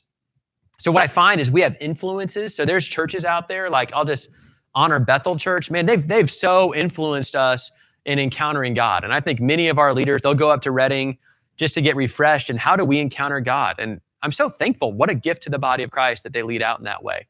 At the same time, we love them, but we're not them. And I think they do this exceptionally well. We can learn from them, and I honor that. And we have this other element of our calling, which I know they do as well, and it just looks a little different for them. And, I could look at each one of these. I look at the Southern Baptist International Mission Board. Man, when it comes to mission, they're amazing. I look at different people in America doing urban ministry. I look at Campus Crusade and discipleship. So we have influences in these areas that we unashamedly want to learn from. And I would encourage all of you, when you plant a church, find people that do this stuff well that aren't Antioch and ask them to speak into you. But we live in the tension of the center of these three. And if we lose one of these, we lose who we are as a movement. And you're always gonna feel that swing a little bit. I actually think it is a gift if you have people on your team that try to pull you in these different directions. I think every team should have somebody that maybe is a little over the top, challenging us that we're not taking enough time to hear God. You might have encountered someone like that. I love that because they're helping us stay at center. Now, it doesn't necessarily mean they're in balance, but what they're helping us is the organization to stay in balance. You should have somebody that's laser focused on missions, and they get frustrated every time we take attention away from international missions. People like that are healthy as long as you don't swing the whole organization. They're just helping pull you to center. Is that making sense? And so as a leader, what you're doing is you're listening to their voices to keep us centered on our calling. Let me jump in because I've already got this written out. And then if you've got a question, just hold it and we'll take another break here in a second. So we talk about these. Let me start by defining this of what are we wanting people to do? What does it mean when we say encounter God? I like this word because it's a verb, it's active. People encounter God. They didn't just come to faith, but this is something that's dynamic. And this could be salvation. So I want every person that walks through the door of one of our churches to have some kind of encounter with God where they could talk about it afterwards like an event that happened to them, not just some vague feeling. Like I got blown away. I got saved. I got filled with the Holy Spirit. I had this powerful time of ministry. I got set free. You know, that's the way we want to hear people talk. I learned how to meet with Jesus every single day. It's an active part of my life. I can't wait to get to the prayer room. You know what I'm talking about here? It's going beyond just, we grow in faith. We're talking about a relationship with a living God who meets with us in ways that change who we are. That's what we want every single person to get when they walk through our doors. Discipleship, I wholeheartedly believe, and this is actually different than what you see in a lot of other churches, is you cannot separate discipleship from community. If you were to go through, I think a typical church model in America is they have like a growth track of classes where you get discipled, and then they have community where you have fellowship. And when I look at Jesus in the early church, they did those two things together. I think the reason we separate it in our culture is because it's messy to do it our way. You know, it's a lot easier if I can just chart your progress through classes and make sure you've been discipled. But that's not real life, you know? It's the messiness of life on life. That's where I think people really get discipled. And so for us, we want every single person to experience an authentic discipleship community. And, typically that's through our life group system that we do that. But every single person to experience that, and we want it to result in transformation over time. We want it to be where you're in a discipleship community, you look different 5 years from now because of that community. And this is my testimony. I can say this, nothing has changed my life more than life group. It's not been the most exciting part of my life. In fact, on a week-to-week basis, I've had many times I'd be ready to get rid of life group because it burned me out, or I was tired, or you all know what it's like. Let's get real. You know, more than half the time, if you gave me the choice between Monday Night Football and life group, well, I'm probably going with Monday Night Football. But at the same time, if I were to look back on the last 15 years, it's been the consistency of that discipleship community that's changed me more than anything else. It hasn't been the conferences. It hasn't been the mission trips. It hasn't been any of that kind of stuff. It's been people in my world having to learn how to live out my walk with God. I would not be here today if it weren't for that. It's not as exciting, but it's more impacting. Something I tell people when it comes to discipleship is we have to choose if we want excitement or if we want to change the world, because boring things change the world. Why did Jesus spend so long investing in a bunch of fishermen who just didn't get it? It's because when you invest in boring things over time, that's where you change the world. Anybody can do something exciting, but only the people who really change the world will commit to doing what's boring so that they can bring about a real transformation. That's another sermon for another time. Mission. We want every single person to live on mission. I believe that what God is doing in our day and age, it's a new reformation where we are going from the clergy doing the ministry to everybody doing the ministry. And think about this, if every mom lived on mission to their PTA group or their work, if every businesswoman or businessman lived on mission, if every lawyer lived on mission, every teacher lived on mission, if every student lived on mission, if we all lived on mission, we can reach our city and we can reach the world. The problem is too few people are doing the work of the ministry. And that's our calling. We want to activate our city. A phrase we've used before is we're not just going to reach a city, we're going to mobilize a city when we plant a church. And some of those people will end up overseas. Maybe 1 out of every 20. That's great. That means the other 19, you're going to live on mission wherever you are. And then we're going to joyfully send out the others. As part of the mission, all of us are living on mission individually in our lives. But then we're also coming together corporately and engaging the mission of God. And this is where it can get kind of complicated. So as you're leading a church, you got to decide what are the corporate things you're going to tackle. We together are going to invest in our school district. We together are going to send out this new church to another part of our town. So there's another side of the mission that's corporate. And typically what we're asking people to do when they join one of our churches is you go live on mission wherever God's already placed you. I'm not asking you to spend more time. I'm asking you to be intentional with the time you're already spending. Live on mission. And I'm also asking you to serve the corporate mission in some way. disciple the next generation in a kids ministry, invest in students in our mentoring program, support a missionary on the field. And if everybody does that, this whole thing works. But when people stop living the mission, that's where it breaks down. All right, so everybody's meeting with God, everybody's in discipleship, everybody's on mission in their individual life, and then everybody's serving the corporate mission. That's what we're called to do. Here's what happens if we do this. We have people who encounter God, they get in discipleship, they start to get activated for mission, and what happens if that happens, I just said what happens if that happens, sorry. What happens is those people reach people, and then those people encounter God, and those people get discipled, and those people live on mission, and then they reach people, and before you know it, we've got this cycle going that I don't think it has any end. The problem for us is whenever something breaks down here, that's the limit of our fruitfulness. But to the extent to which we can keep doing all of this, that's how we reach the world. And then we always have some people getting kicked off, and they're going to start new churches over here that are doing the same thing. I mean, guys, this could cover the whole earth. And we're already in, I believe there's a lot more chapters to write, but we're already in a few chapters to validate this. We've already seen this happen, but how much more? I'm looking at these maps of the world in the room we're in. Sorry if you're not in here. And I just think there's so much more potential to see this released. And that's where being a pastor, that's where you have such an important calling. All right, so this is how this plays out just on a basic level. What I want to do is I want to talk you through this because, when you look at it like this, it's really awesome. And I just shared on an individual level what we want of people. But the bigger it gets, the more complicated it gets, that's where this whole thing starts to break down, okay? So I shared on a personal level what it looks like, what we want from people. Let me talk about this because I believe this works at every single size or culture. Let me talk about this on a one-on-one level, okay? So let's say I've got Jason here, and Jason goes out and he leads DeMarcus to the Lord. Way to go, dude. That was awesome. Powerful testimony. You did a drama. He got saved. Okay. So DeMarcus just encountered God. Now, what do you do next? You say to DeMarcus, hey, I want to meet with you to teach you what it means to walk with God. So can you do that, please? There we go. Brother Jason's over here doing some of the discipleship. All right. So then they start meeting for a while. And then at some point, as part of that discipleship, he's saying to DeMarcus, hey, who are you reaching?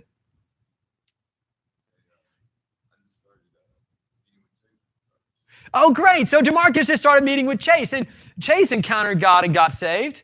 Alinka, he was hard-hearted. He didn't get saved. Brandon's on the journey somewhere. And before you know it, there's enough people in here that Jason's like, I got to start a life group. All right? So now we have a life group. So we've just bumped it up from a discipleship level to a life group level. And what's he doing? He's saying, well, in our life group, we want to encounter God. Now, maybe Jason's not very good on the guitar or the singing part of things. So, we might be doing iPod worship.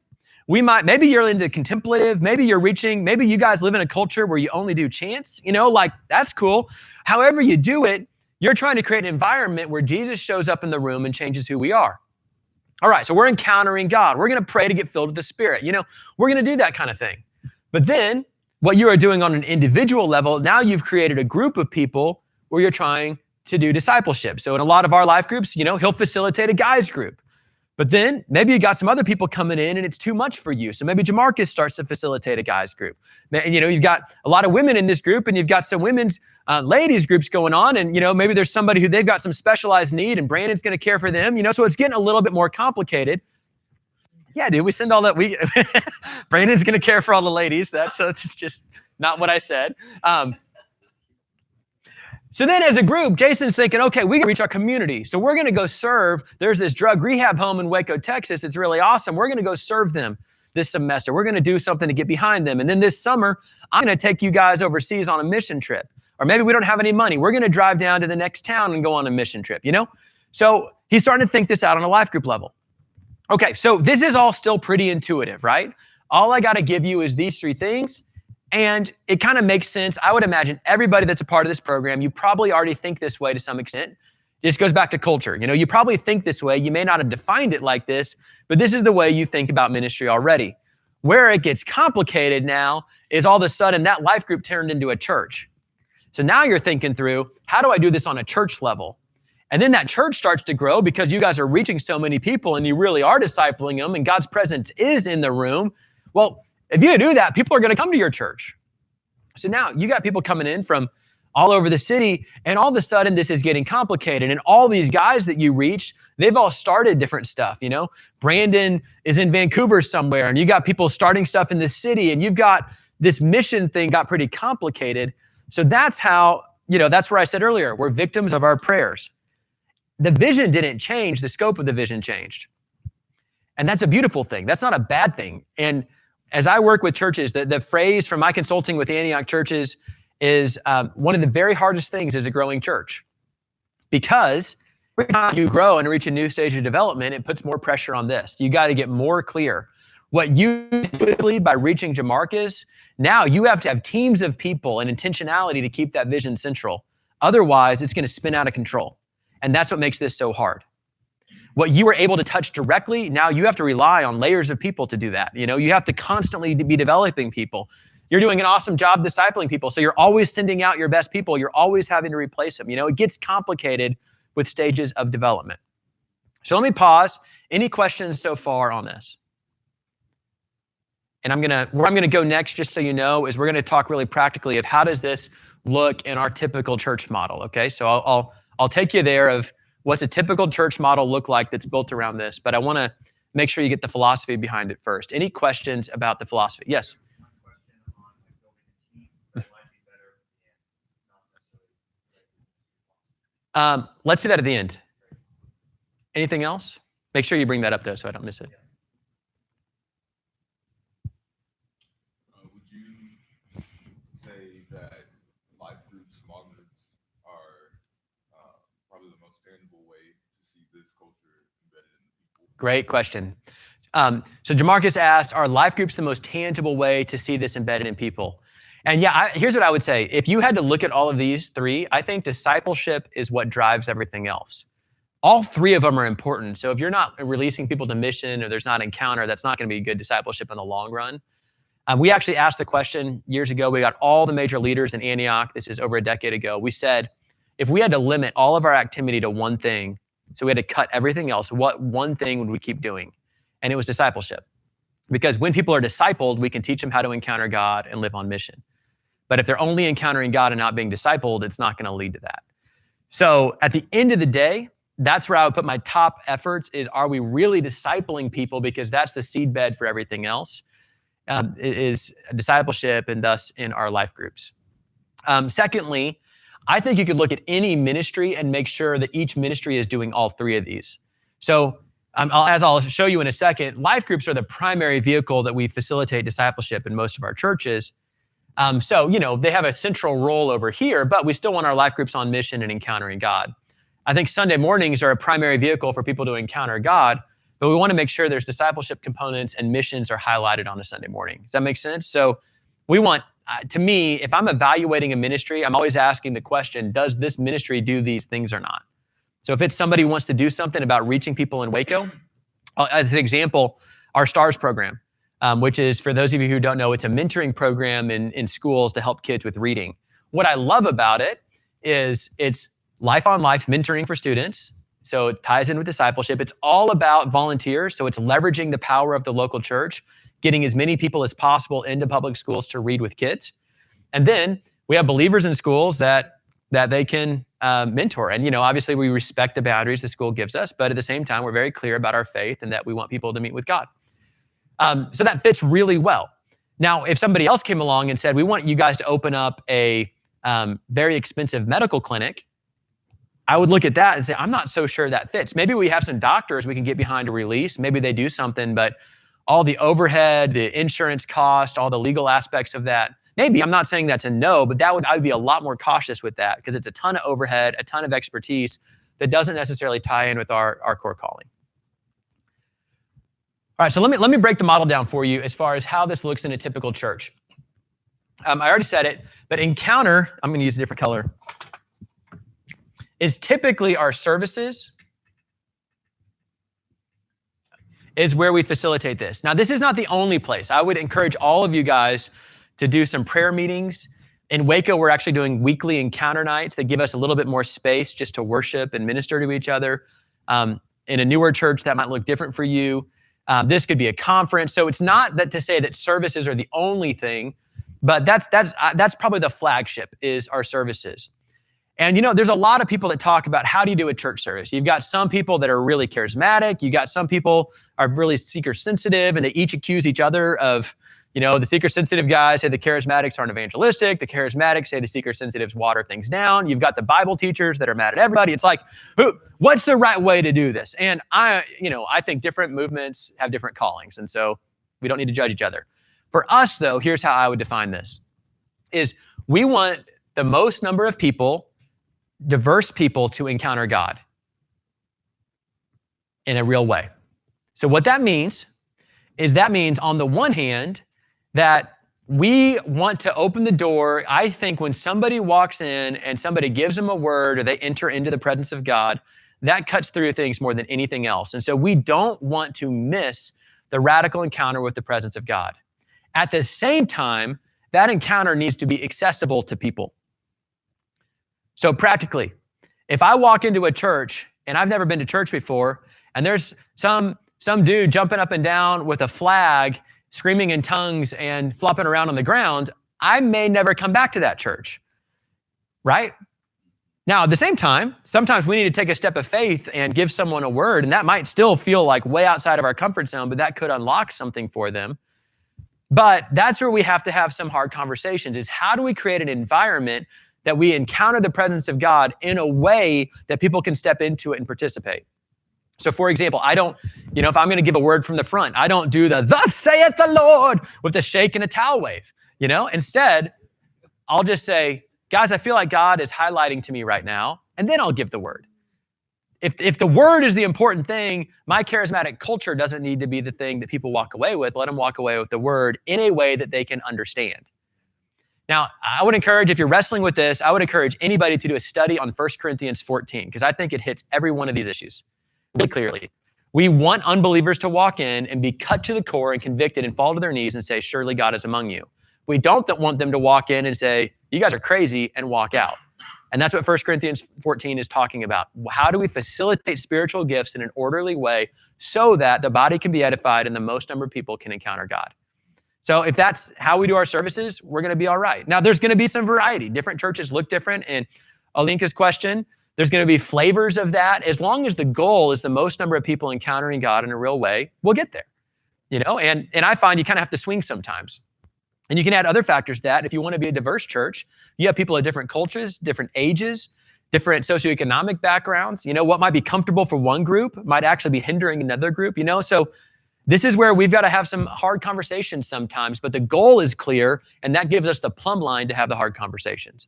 How do the most number of people encounter God? All right, so disciple. We talk about life group. I think this one's self-explanatory, but how do we get people into discipleship communities? How do we prioritize that? And I love Jamarcus's observation, and it's spot on of actually, we all spend our time thinking about our services and our missions, but this is actually the driver. And if you're preaching every week, it's like having a final every single week, So you're going to have a lot of attention put on your services. And then most of us, we got into this because we're excited about the mission. But we got to be careful to not overlook discipleship, because this, more than anything else, is your capacity. And then we get into missions, and I've already talked about how you have different, we'll call it scattered and gathered. Nobody can read this writing, I'm sorry. How you have each person living on mission, and then you have the church as a whole living on mission. And that develops over time. So typically when a new church starts, they're going to have services, life groups, and they're going to do missions efforts, but nothing formal. And then over time, they start to build this out. So this right here is the model that we're working off of in Waco. And this is the exact same model that a brand new church that has 50 people is working off of, is people encountering God, discipleship, and mission. What's changing is the number of people, and the diversity of those people require a lot more plans and intentionality. So if I'm a pastor of a small church that's relatively homogenous, I might be directly leading one of the life groups. I might have one person leading another life group. I'm preaching, I've got a buddy who's the worship leader. I mean, it's all relatively streamlined and simple.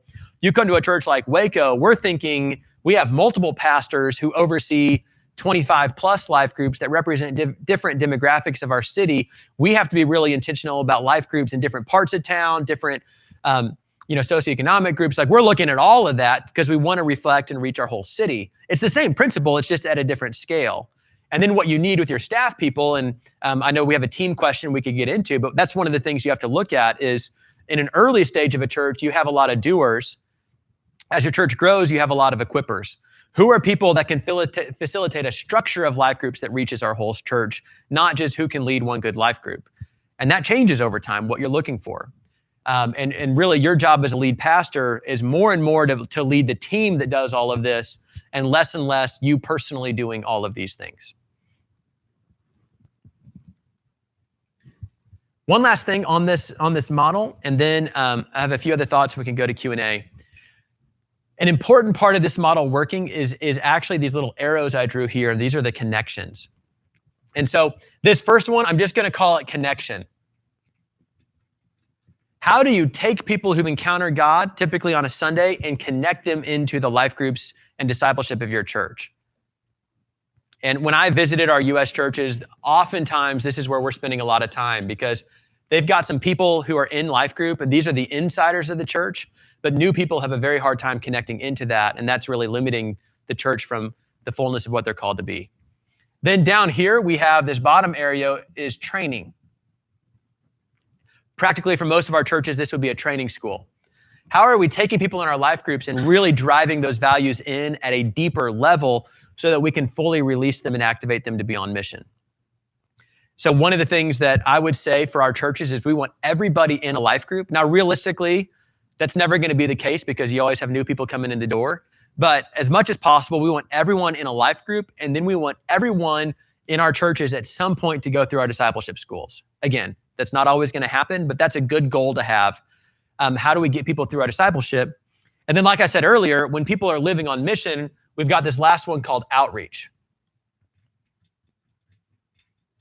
And when you plant, that's actually where you're starting. And you're thinking, how do I reach the city? For some of you, you might be stepping into an environment where you already have 50 to 100 people waiting for you. And so if that's your case, you're working with all of those people of how do they reach their neighbors. For others of you, you might be going to some place where maybe somebody in here is going to go to Miami, or we have people in here that want to go to Vancouver, places like that where we might be starting closer to scratch. So you're thinking, how do we have evangelistic relevance in our culture? And you're figuring out what do we do with outreach. So these connections are really critical for this model to work. So it all goes back to the simplicity of encounter, disciple, mission. That's the end of the day, what we're going for. But you do have to think through, how are you moving people from one stage to another? And that's so much of the ongoing church growth, structure, team revolves around these questions. So I think you're starting to see how this can get complicated, but I want to bring it back to, this is what matters at the end of the day: encounter, disciple, mission. Keep that clear, and at the end, and you'll always know how do you pull things back, how do you adjust things. But over time, if you allow the structure to take over and you lose sight of this, then it doesn't matter how good your structure are, that thing's going to run out. Let me give you one last principle, and that is this. I really encourage churches to play to your size. Here's what I mean by that. If you have a small church, don't view that as a negative thing. Or let's say you're a life group leader right now as part of the leadership track, and all you're doing is leading one life group and one other thing. Don't view that as a negative thing. View that as an opportunity to set culture in these areas. If you're small, you have an incredible advantage of you can directly shape culture. So that's not a bad thing. Don't get insecure because the person next to you is leading a huge area. Instead, say, I'm going to really shape culture. And if you go plant a church and your church is small, that's awesome, because every new person that comes in, you can directly connect them. You don't even need a system. You just have to go shake their hand. You can do a training school and you can personally train the major leaders of your church. That's amazing. That's a huge opportunity. Don't view that as a bad thing. Then if you're a big church, you have to shift your thinking. And again, that's not a bad thing either. That's awesome. Praise God for that. But you have to start thinking through more and more. If your strategy revolves around you shaking everyone's hand and connecting them to a life group, that's going to kill you. And so don't try to do what you used to do. That's where you have to start pulling more people into the mission, developing leaders, creating new structures. You can't make it all about you. And this is one of the hardest things with church growth, is over time, the things that got you there hinder you from going further. Let me say that again. The things that got you to where you are might hinder you from going further. So you directly leading life groups that were amazing might have gotten you to where you are, but you actually have to change your thinking to focus on developing others to get to the next level. And that's where having the culture clear is so important, because if it's about your activity, you'll lose, eventually your culture is going to start to suffer for it. But if the culture is clear, then you adjust your leadership role and the role of your team to keep the culture going. All right, so let me pull it back to ultimately, and if you get nothing else today, get this. When we send you out, it's encounter, disciple, mission. You're commissioned now at your different churches to be involved in mission, in ministry. Encounter, disciple, mission. If you don't know what to do someday, encounter, disciple, mission. Keep that front and center. And all this stuff I'm saying, don't freak out. When you plant, we have all kinds of support systems for you to help you flesh out at different stages of development, how you do these things. We'll support you in that. But ultimately, what you need to do is own this vision. You need to live this culture. You need to take advantage of these couple of years you have before you plant to drive this in really deep, so that just naturally exudes out of you when you're on the field somewhere planting a church. And if that's the case, we can work with it. We'll help you get to where God's called you to be. But if we lose sight of that, I think we lose all that God's given us as a movement. Okay, amen. And let's do this. Let's do some Q&A. We've got some time. And so I know this brings up questions. Why don't we start with the Epicenter or whoever it was, College Station question on team, and then we can move into other questions. Great. So, they were just curious what type of people that you're searching out to join their church planting team. Specifically, are we looking for people who are from our church, from Antioch, or they're outside of movement dream? And then just what are you looking for? Great question. In building your team, first and foremost, you want people who buy into this. So think of each person that you bring with you, they are flavoring your culture. Make sure it's the right flavor. That's the first thing. Second, when you're building a team, is you need people that are moving with you because of the mission. And this gets complicated because there's some people that want to go with you because they like you. And it will actually hurt your relationship in the long run if you take those people with you most of the time. Because the reason you're moving to Vancouver is to reach Vancouver, not to hang out with your friends from Waco. If you're at Epicenter and you end up in New York City, you're not going to New York City to hang out with your Pasadena friends. You're going to reach New Yorkers. And so you need people that are going because of mission. If people want to go with you because they think you're going to pastor them or spend more time with them, they will be disappointed. It's better to be a cross-country friend with somebody like that than to have them move and get hurt because you're not able to give them what they want. All right, so those are the most important things. Then what I look at is you have two different things, and this we'll get into this a lot more when you actually launch. I'll just give you the brief preview. You have your staff team. These are people that actually have a role, generally paid, and normally with each church, I normally encourage one full-timer in addition to the lead pastor, and then one or two part-timers. And they are going to help you with this model somewhere, maybe providing administration, worship. It's going to vary based on the church, but generally you need admin support, kids, and worship in addition to the lead pastor when you launch. Not all full-time, you just need those roles filled. So you've got a few people that do that. And then you have what we call your launch team. These are the people, they're not going to have a job, but they're going to give, they're going to serve, they're going to reach the city alongside of you. And I have a heavy bias towards people that already live in the place you're going to plant, right? So everybody you take with you, especially if you're going far away, in some ways, they're a pastoral liability. And I know that sounds really harsh, but what I mean by that is they don't have a support network in the city you're going to, so they're looking to you and your church to take care of them.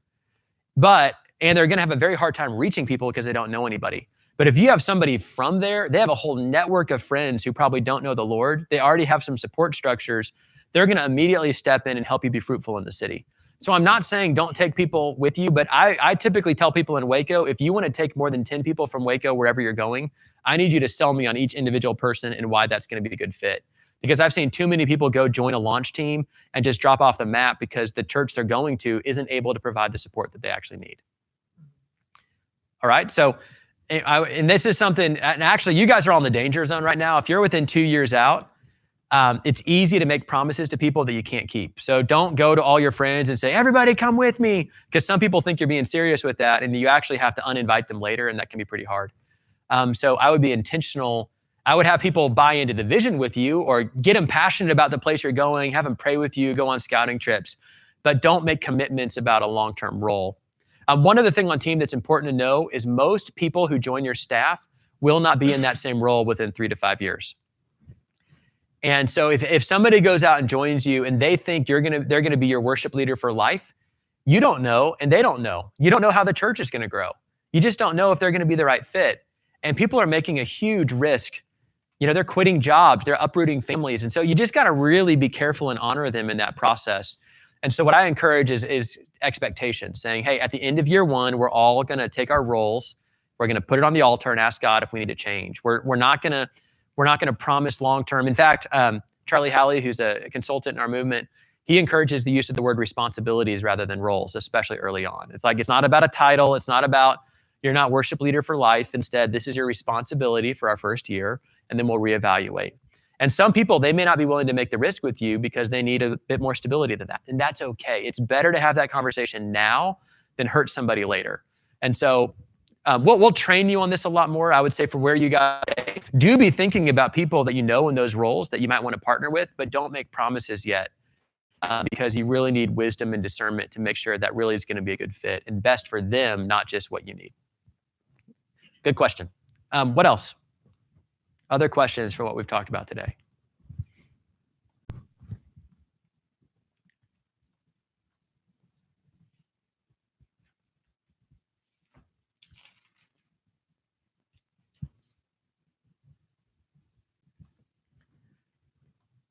Anything related to this, how this gets fleshed out, this culture gets fleshed out in our structures, like how I talked about services or life groups or stages of development.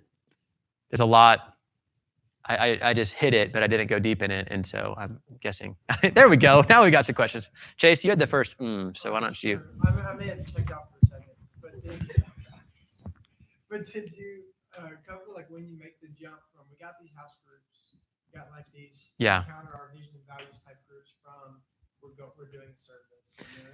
When do you start a service? Yeah, again, that'll go in our launch training. Some people start right out the gate with a service and life groups. Some people will take a few months to establish life groups first.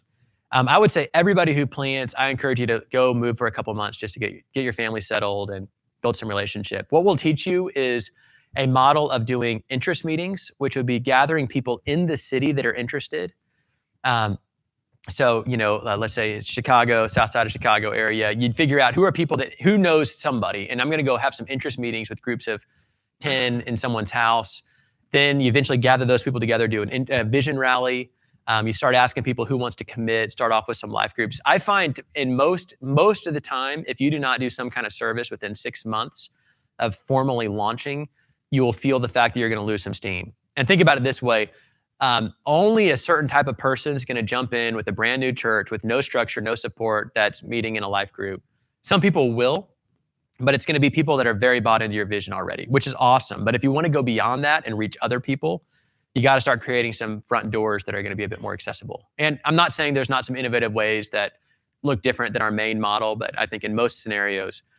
So a typical thing I see would be somebody who moves in the spring, starts a couple of life groups. Like let's say you move in May, you start a few life groups over the summer, start doing some vision rallies and launch a service at the end of August. Some people might do something similar, but take the whole fall to do life groups and then launch a service after Christmas is pretty typical. Okay, yes, sir. So how do you, say you're working with a team that may have not initially been a part of the movement? Great. Or some people on the team who may not have initially been part of the movement. How do you get the vision in them? Say if there was previous relationship, how do you get that vision? Great question, Alienka. Okay, so what do you do with a team of people who haven't been part of the movement and haven't caught this culture? That's why I'm teaching this today, because that is the deal. These people, especially when you're small, they will disproportionately shape the future of your church. So on the one hand, that's where you have to be careful. We can afford to take more risks in Waco than a brand new church can on our staff. Our culture is so deeply set. We have so many people that live it out. It still is, obviously we want the right people, but it's easier for us to absorb that. But in a new church, that can be catastrophic. If you've got a major leader who doesn't have our DNA and culture. So a lot of conversations up front with them. I think the extent to which your team can go through our training school is great, but I'm telling you to build on location too. So that means one of your top things you're thinking about is not just how do I have an awesome service, but how do I set the culture? And I would be, as much as possible, be really clear on what that culture is. And then when you hit the ground, go out of your way. Don't just do a life group and say, this one life group I'm leading is going to change. This is going to be the foundation of every single life group in my church someday. I've got to get it right and really put my heart and soul in it and shape the culture. And then that means it as well. Sometimes you might actually have to be willing to have hard conversations with people. If you feel them pulling you, and typically it's not bad. It's not that they're saying something wrong. It's just different. It's better to have that conversation early. And sometimes it might be, they might say, no, I'm willing to jump in with you. Other times that you might have to have what people refer to as a necessary ending, and that's okay. That's actually less painful than trying to drag it out, make it work, and you end up pulling the church like this over time. But yeah, I think that's a really important observation and question of how do you gather people early on, and I would make that one of my chief goals. And while you're in the leadership track now, whatever you're doing, whatever responsibility, no matter how big or small, start today. You've got a team of people, all of you do. So start today with culture with them. Get some DNA, get some practice, learn how do you impart culture? How do you model it? How do you live it? How do you follow up with it? How do you address it if it's given off base? When do you say something? When do you just, everything grows kind of like this. And so it doesn't mean you have to be over the top. And how do you find your rhythm in that? I think is an important deal. All right, so we got Brandon, and then we've got somebody on the stream. Oh, great. Great.